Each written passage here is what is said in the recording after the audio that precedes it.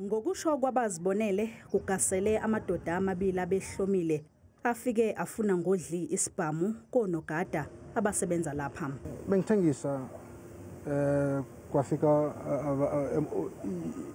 nangisilandela la story bathi behamba bayi2 so i1 lo ufike wajama mnyango and then wafuna ama-target laba bebafuneka dimesa ayikuthi bafike just nje badubula anyone no dimesa bebafunana from last week so nibafunana last week abazange batholane and then batholana la kimi.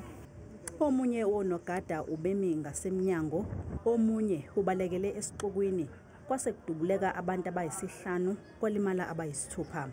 Abantu bayi5 abashonileko and then bayi2 badubuleka 3 was inside and then 2 ngaphandle and then bebazama ukubaleka and then so yeah kwesikile but mina azange babone because bengiphakathi and then nabo bazange bangene ngaphakathi bebajama outside eduze nomnyango.